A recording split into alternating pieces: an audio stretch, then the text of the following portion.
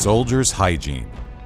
In 331 BC, Alexander the Great prepared to meet Persian King Darius III at the Battle of Gaugamela. On the eve of this monumental battle for Asia, what did the Macedonian king command his troops to do? Shave. While Alexander was following the customs of the Macedonian nobility, for the Greeks in his army the order was very unusual.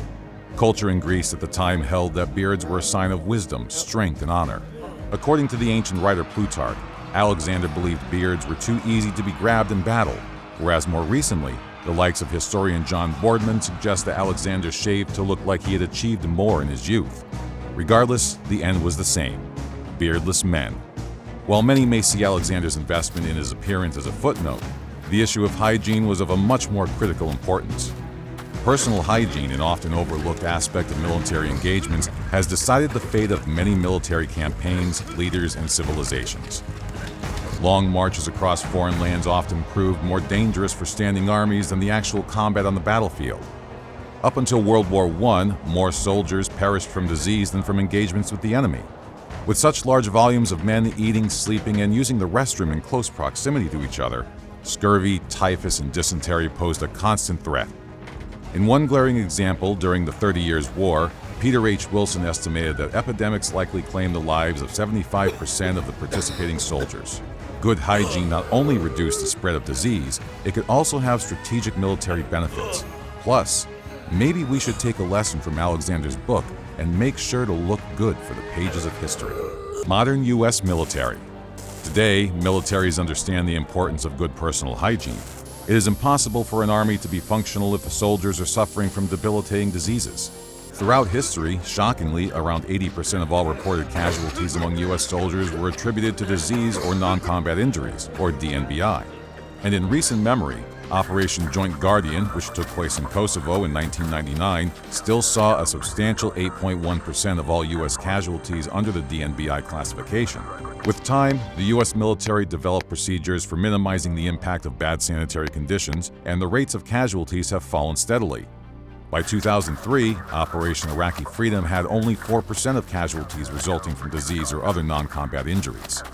The U.S. military tackled the issue by ensuring its commanders understood and emphasized the importance of good hygiene. Field sanitation teams were attached to each unit, and soldiers received training and education to become more aware of the threat. Additionally, safe rations, portable water, and showering and bathroom facilities were maintained and readily available for use by soldiers.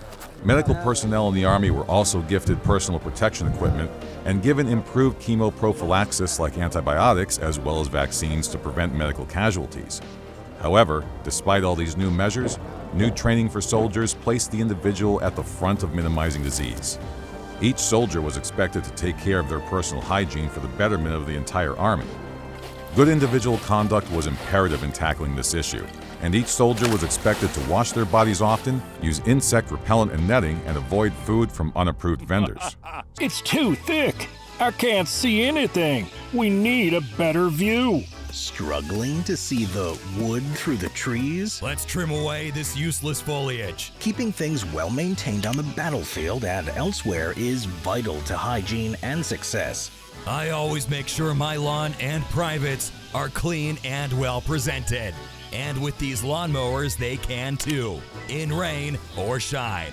Thanks to the waterproof advanced technology, you can maintain a smooth, grassy field no matter what the weather, and with no lumps or bumps. And now with our extra weed whackers, grass everywhere can get a trim, keeping things clean and tidy whenever there's a surprise inspection. Line up, privates.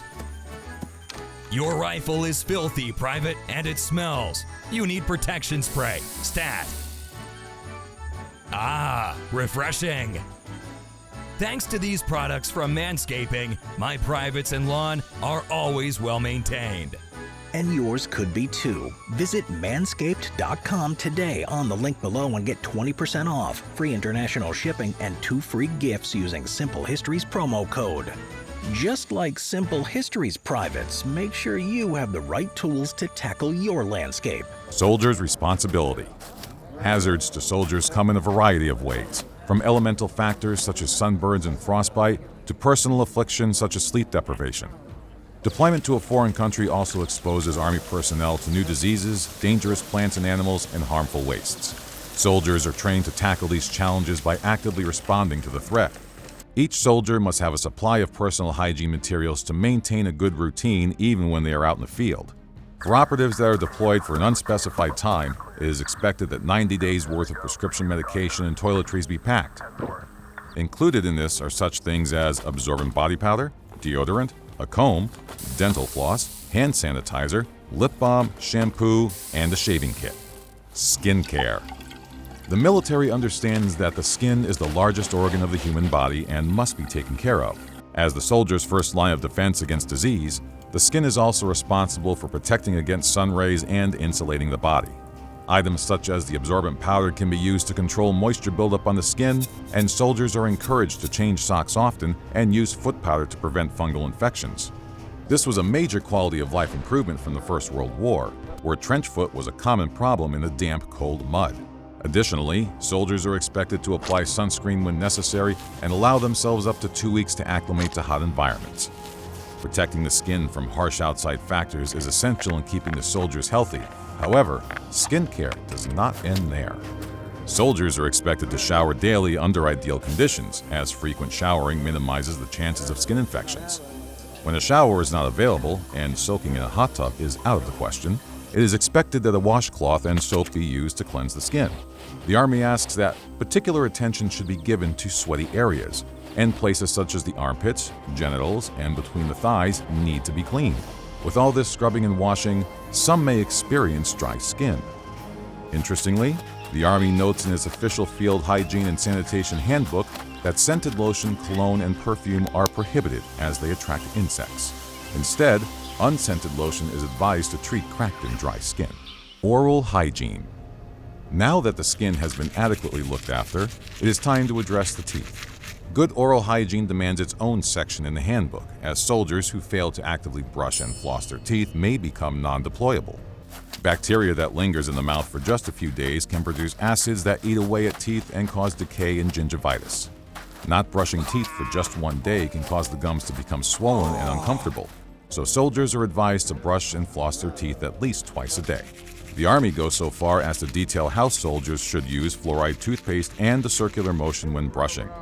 It is also recommended not to eat or drink anything for 30 minutes after brushing so that the fluoride has time to coat the teeth. Practicing good oral hygiene is important in minimizing DNBI, but soldiers are also responsible for disposing of their personal waste. Sanitation. Properly disposing of all solid waste and unhealthy human waste is crucial in protecting the health of soldiers and the local environment. Mishandling waste can create hazardous working conditions and slow down the Army's ability to complete missions. Uncle Sam ensures that standards are met in this field by applying criminal penalties to those who neglect to use good sanitation practices. Costly cleanups and strained relationships with local communities are just some of the catastrophic repercussions of failing to follow the Army's guidelines on waste disposal. Soldiers are expected to use portable latrines and dispose of their trash to keep their individual working spaces clean. Portable latrines minimize the occurrence of pests such as rats, mice, and flies by using a collection system. When portable latrines are not available, improvised latrines such as slit trenches and cat holes may be used. However, these practices are all but banned in the United States, and their use in other countries is frowned upon unless the situation is dire. Soldiers are expected to quickly dispose of food-related trash and try to eat in only designated areas to further prevent disease. Waste is always burned, buried, or backhauled.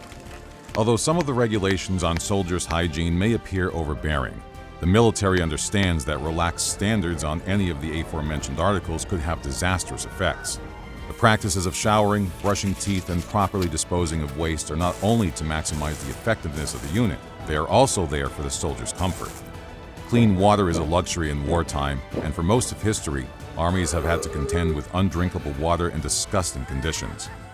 Thankfully, today, these issues have been addressed, and military personnel can focus on the tasks at hand without worrying about being able to find drinking water or a place to use the restroom.